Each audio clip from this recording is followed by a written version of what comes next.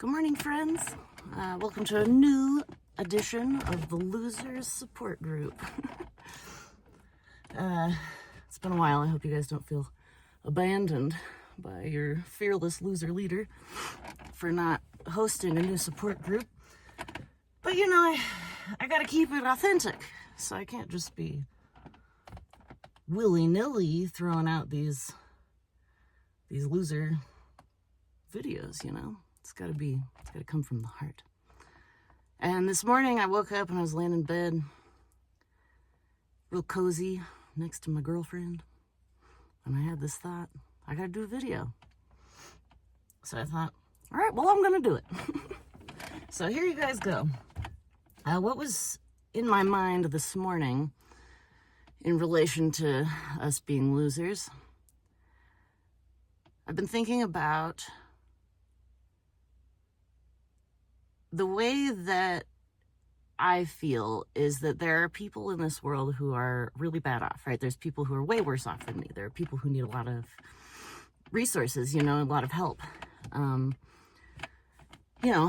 People who are very lacking in resource and the ability to procure it. I have to reiterate, if I haven't, maybe I'm iterating it for the first time. I recognize that when I say, I feel like a loser, I can't get my life together. I do recognize, part of the frustration is that I recognize that I am, in many ways, a very capable person. In many ways, I'm very capable of doing plenty of things. I work hard. I, for the most part, manage my own life fairly successfully-ish, I don't go hungry. I have a place to live. I work hard enough to make sure that all that happens. And not that it's, of course, in this economy, it's not all about hard work, because a lot of people who have a lot, they don't necessarily have to work as hard in some ways. But I'm not trying to talk about or compare myself to anybody else right now. The purpose of these videos, the reason that I have been engaging in this sort of idea is that I know from my personal experience that people like me fall through the cracks in some ways of getting the help that we need, or even asking for help. And for example, my brother, and I don't have permission to share this, but I think he probably wouldn't mind. So my beloved brother, if you're watching this and you're offended that I'm sharing your story, please forgive me. You could text me once in a while though, just saying. So my beloved brother has struggled with drugs, and he's struggled with a lot of things. He's younger than me, and he's had a worse time of it in some ways of trying to, get his shit together. But because he was messed up in drugs, because he had, all these very specific, clear issues, our dad, was kind of forced to give him financial support. And I don't begrudge that. I'm not saying that I begrudge that in any way, but what I am saying is that there's an assumption that I don't need help. There's an assumption that because I'm not struggling with drugs, I'm not having these intense, obvious issues, that I'm fine, that I don't need my dad to help me, that I don't need my dad to buy a painting, I don't need my dad to do any of these things. That's not to call out my dad. My dad's lovely. My dad is the best dad in the world, you guys. But what I'm more trying to illustrate is that I feel as though I need help in some way. I feel like I need support in some way, and I don't even really know what that looks like, and I don't know how to ask for it. And I also feel a lot of shame because I know that I'm not on the streets. I know that I'm not a person who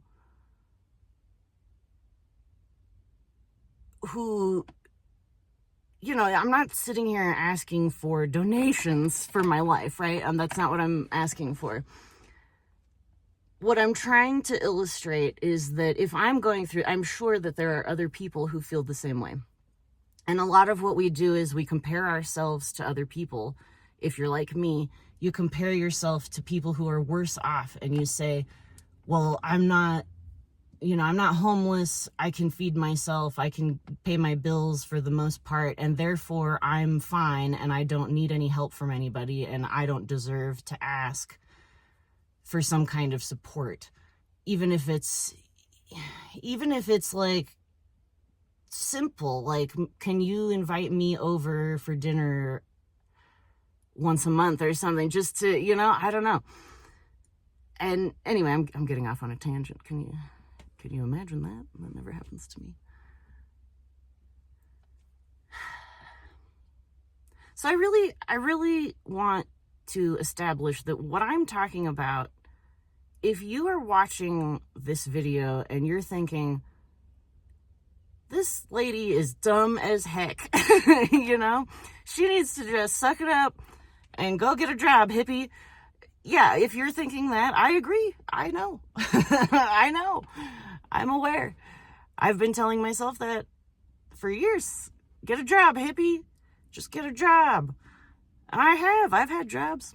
And even when I have a job, guess what? I still can't get it together.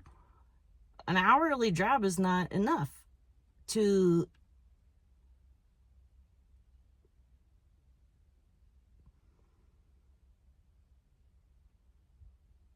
you all know, an hourly job anymore is very challenging to live a life if you have an hourly wage. You know it, I know it, we all know it. Everything's gotten very expensive.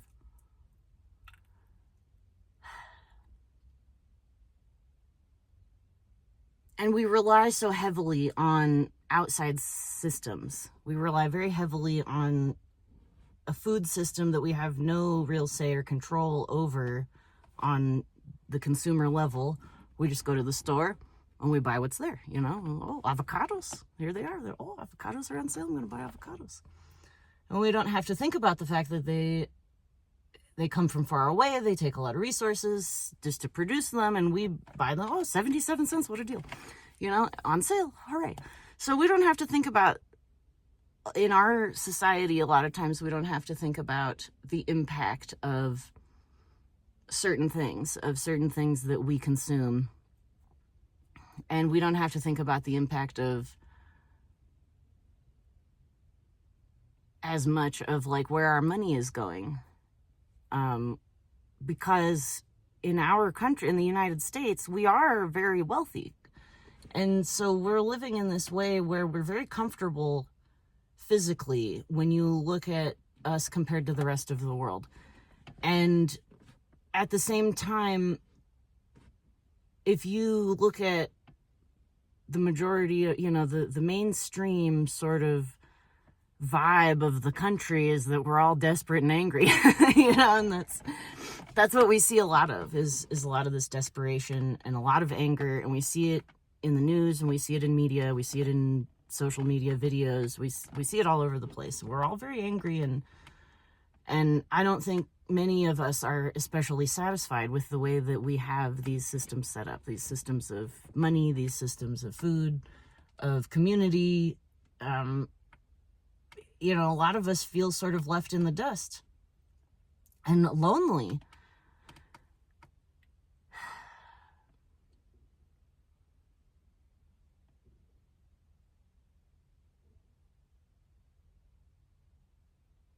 So what I really wanted to talk about today is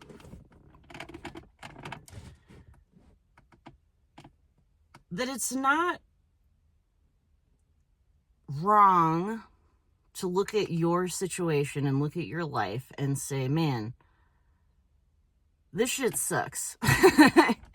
It's not wrong to look at your situation and to say to yourself, I'm not satisfied with this.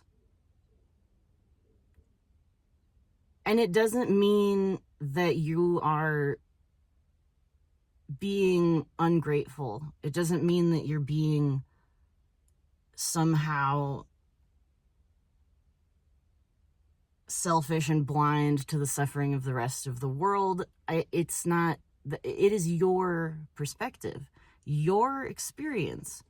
And if your experience of the economy, of your job, of the way that you have to procure a resource, if that is extremely frustrating and just sucks the life out of you every day, and if that is if that is the only thing that you have the time to think about, I agree. That is my mindset a lot of the time. Is I'm trying to figure out how to live a life where I don't have to constantly think about resource procurement. But the problem is that I can't procure enough resources month to month to at least get maybe a month ahead. That would be cool if I could even just get a month ahead. But the way that it works when you are at this level of income and this, it becomes extremely challenging to even get ahead enough where you are a month ahead of your bills. Because if you get behind on your bills, or if you have had to sacrifice certain needs of yours, if you've said, well, I only have 2 pairs of pants in my life and I really need a 3rd pair of pants, but pants cost $40 and I need food today. So I need to buy groceries. So that, things you get money and you're like, all right, well, I'm finally going to buy these pants. And that's such a simple thing, right? You go around and you buy pants and you're like, well, I need shampoo. And because you have long, beautiful hair, I'm talking about my girlfriend. She buys, kind of nicer shampoo, because if she doesn't, her hair's messed up. This is shampoo, okay? She's just trying to wash her hair. I'm not talking luxuries. I'm not talking, we would really like to buy a Mercedes and some diamond rings and drive around in our diamond rings and our Mercedes and have all this luxury. No, I'm literally talking about, I want to have more than 2 pairs of pants so that I can live my life clean and not have to do laundry every fucking day. I want to be able to eat food. I want to be able to live in a reasonably cute little house. And so I'm not talking about luxuries. I'm not talking about, I wish that I was some kind of rich and famous person. I'm not talking about that either. I'm talking about you and I, you watching this video, and you feel like a loser. And you feel like you're trying your best, and your best is never good enough. Because in this society, it's not. It's not good enough to just try your best if that doesn't bring you to a place of now I can afford my bills, now I can afford food, I can afford my house. If you're constantly stressing about that and striving towards that, and all you're trying to do is survive, then that's so dissatisfying. And I would like to ask y'all, how many of you are doing that? How many of you are living essentially paycheck to paycheck, trying your hardest to get ahead in some way? And by that, you don't mean being some kind of successful person. You really just mean, I want to be able to feel like I'm not going to be stressed all month about money. I want my life to not revolve around money. That's what I want. But when you don't have enough, I'm going to say it again, when you don't have enough even for the next month, if you're not even ahead for the next month because everything has become so challenging, then it becomes very depressing and it becomes very stressful, and it becomes it feels so futile to keep trying to do this when it's obviously an impossible task? When you look back and you're like, man, I've been this way my whole life. Like, my whole adult life, it's been like this. I'm 36 years old. I have never been able to satisfactorily create some kind of structure for myself so that I don't feel stressed out like this. And it's not for lack of trying.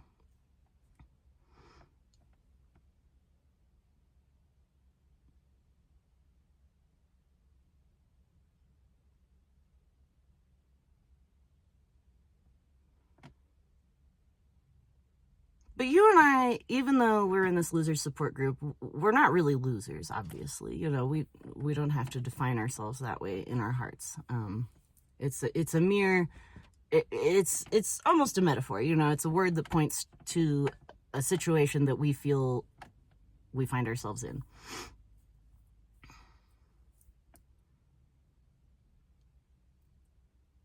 But many of us are beautifully creative people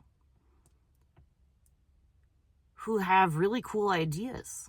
And I often wonder, and I'm not even talking about myself, I'm talking about anyone who has innovative ideas.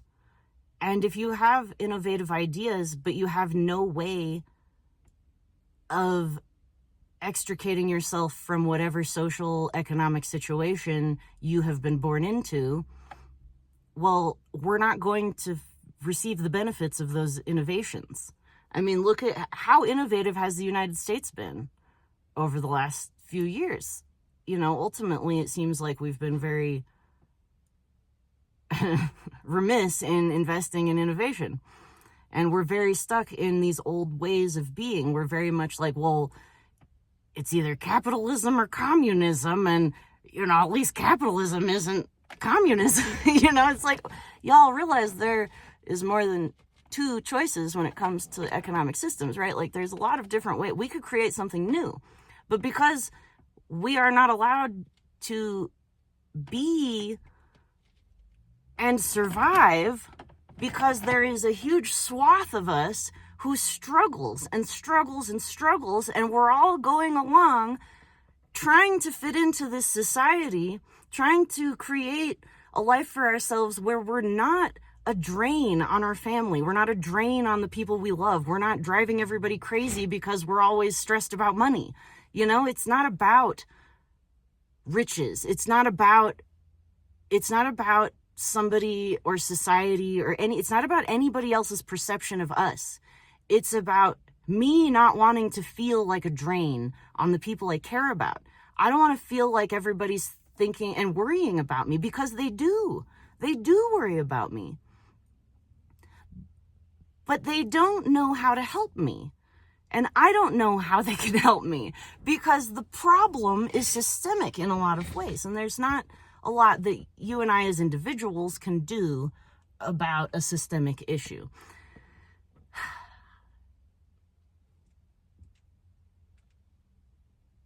I hope that you guys are not bored by this is getting very long. I have a lot to say.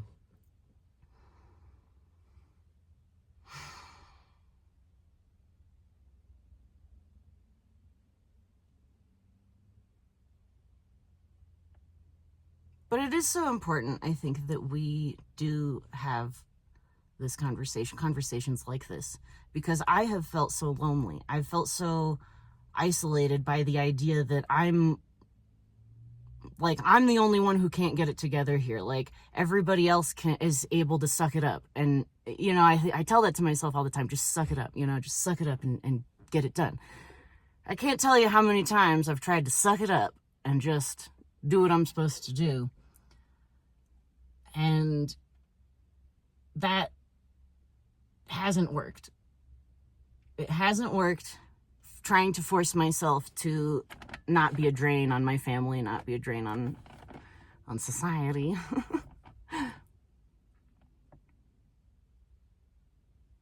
So I guess what I've been personally trying to figure out is, where are my values really, and what do I genuinely have to give to the community? Like, what is it that I have that I want deeply to give to the community?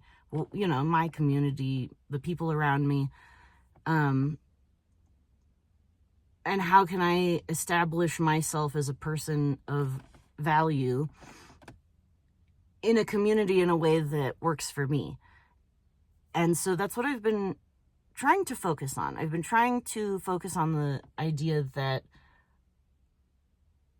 the people are ripe for a change. People, society, everyone is ready for something different. We're all, maybe not all of us, but at least the people who resonate with the things that I'm saying.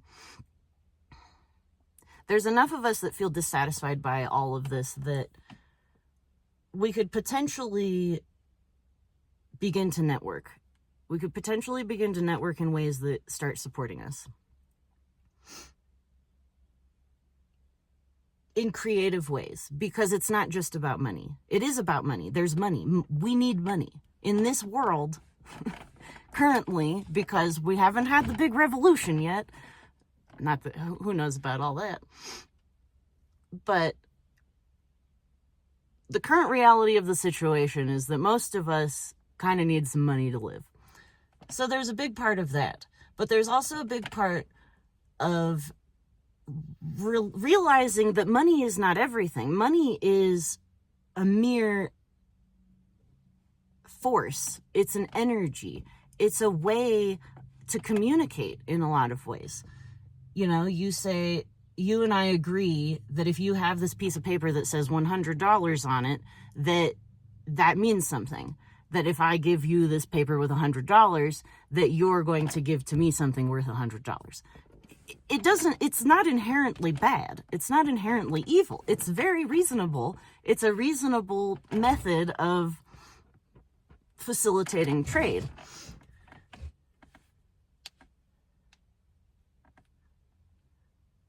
But there's more to everything than money. And so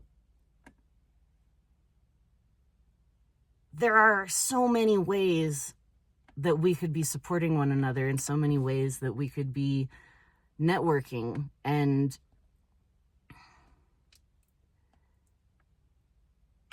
creating some kind of a bolster for some of us.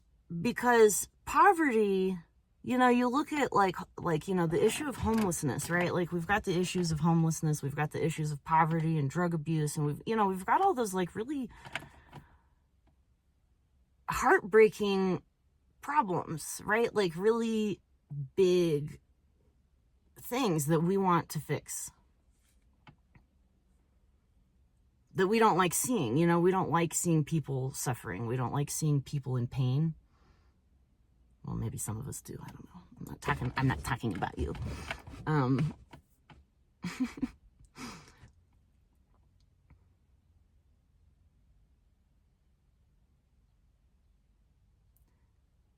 But I venture to say that there are those of us who, if we, even though, we're maybe not homeless, and maybe we're able to, for the most part, get by,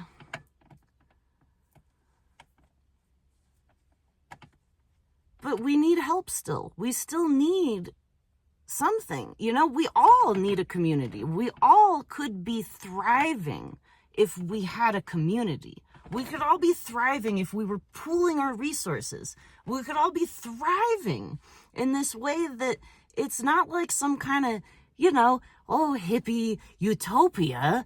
It's just being intelligent about the systems. It's being reasonable about the systems, and it's being a little bit less selfish, is what it comes down to in a lot of ways. And so my call to action this time, losers, if you're listening still, if you've made it this far,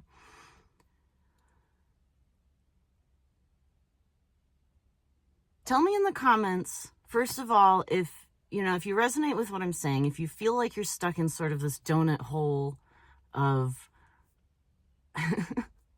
of like not doing bad enough to to actually receive help, but not doing good enough to actually feel like you're doing anything, you know?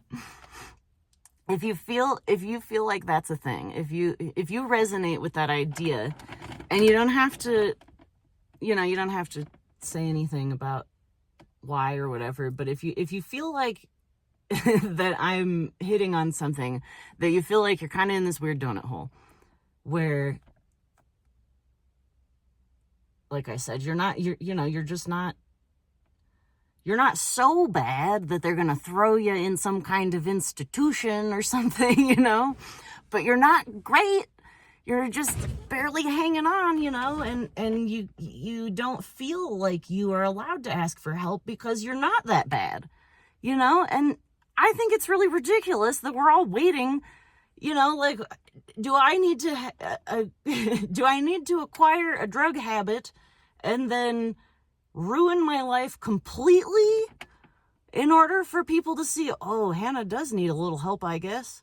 Wouldn't it be more efficient if we were to help people before they lose it, before they get to a point where they have lost their homes or they've lost their car or that, why do we have to wait to give people help until they are in a place of complete desperation?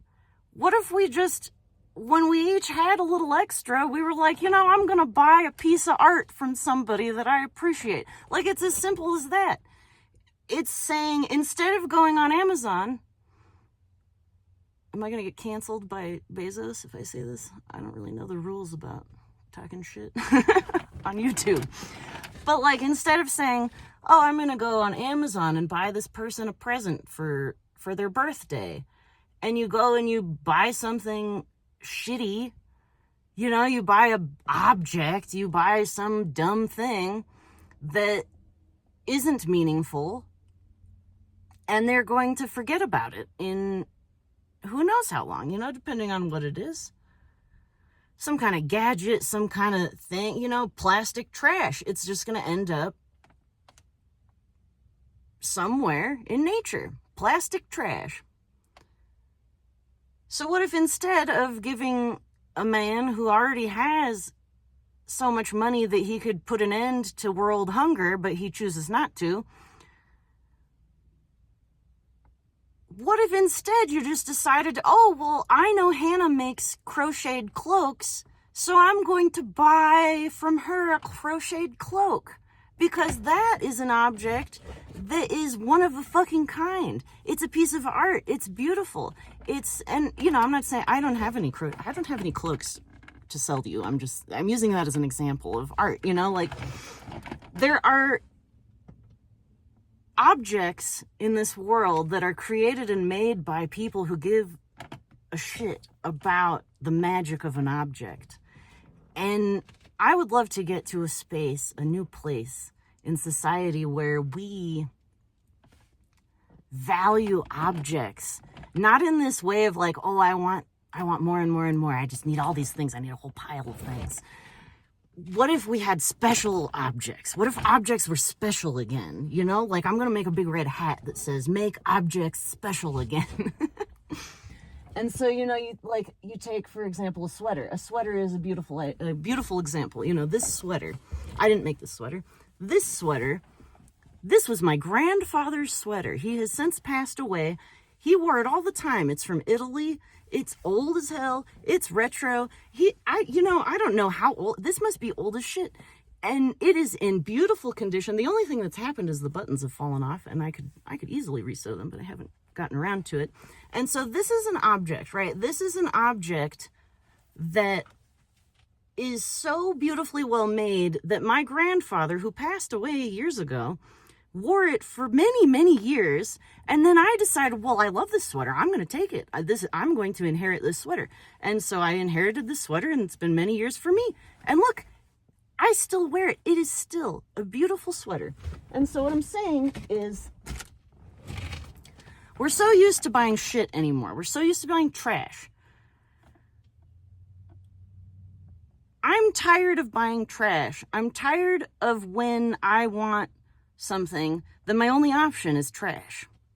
And I think a big part of that is that those of us who would be really good at making beautiful things, artists, people with vision and taste. I'm not saying I have taste. I don't know. I like what I like.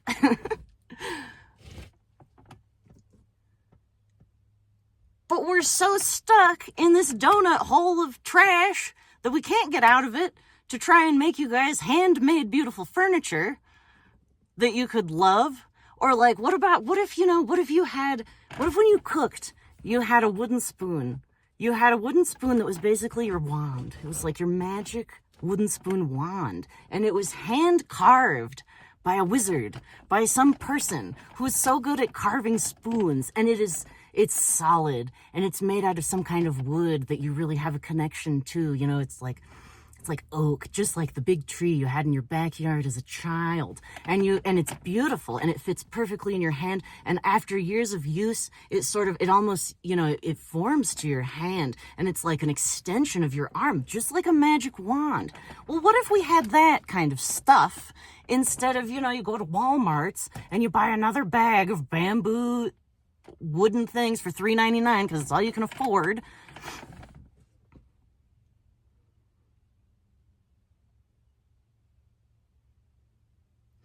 We all want cool stuff, and there's nothing wrong with wanting cool stuff, but we're filling our cool stuff whole with trash, and it's not satisfying. And one of the reasons is that those of us who are good at creating beautiful things have a really hard time in this world. And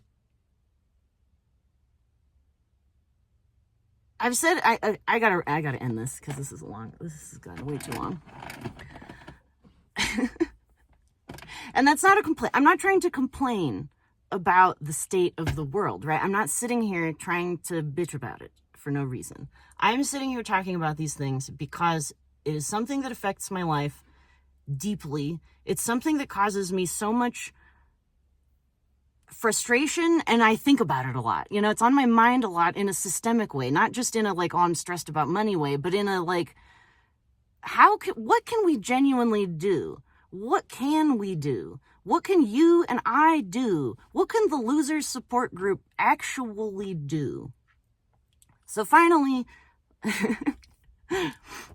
call to action. All I want to know is, do you think this donut hole thing is true? Do you think, if you resonate with what I'm saying, is that your experience? If you are a successful person, if you own your own home and you have a whole bank account and you've got a savings account with money in it. Oh my God, I have a savings account, but there's no money in it. Oh, there's $5 because if I don't put $5 in it, they will charge me $5 for the pleasure of having a bank account. Woohoo. So if you've got, you got your BMW, you're driving around and you're like, this bitch is dumb because there's no such thing as losers. That's just a social construct. Well, guess what? So is money. So I was going to say something mean. Anyway.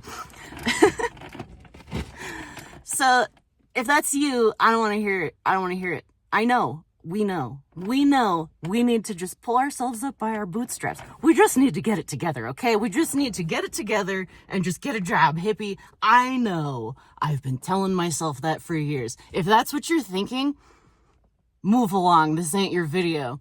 Anywho, if this is your video and you're like, yes, just let me know in the comments. That's all I want to know. I just want to know if this hypothesis of mine, I guess, is resonant to some people. If you feel like that's your experience, I just want to know. Because I really think that we could create a network that would benefit us in some way, that would make us all feel at least less crazy and lonely, even if it's just that, even if it's just having conversations, even that is one of the biggest things that changes things, is that when you talk to another person. And so I just really would love to facilitate something like that. I don't know. I don't know what it looks like, and I have some ideas, but I want to hear from more losers like you. More losers.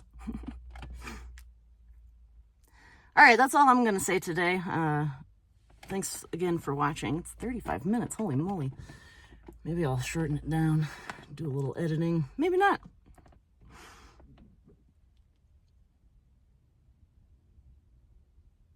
Well, thank you for attending this 4th edition of the Losers Support Group. We're going to get it together. It's not going to be the way that everybody thinks we should get it together, but I'm here to tell us, I'm telling me, I'm telling you, we're going to get it together. We're going to get it together in a way that's so satisfying and so magical and amazing that other people are going to be like, dang, I thought y'all were losers. What? And I can't wait. If you'd like to connect further, I have my email in the description, and I don't know, I'm bored sometimes. Send me an email if you want to connect, if you want to, I don't know, talk about being losers, what we're going to do about it. I am the disreputable Reverend Hannah Winters, and I'm signing out.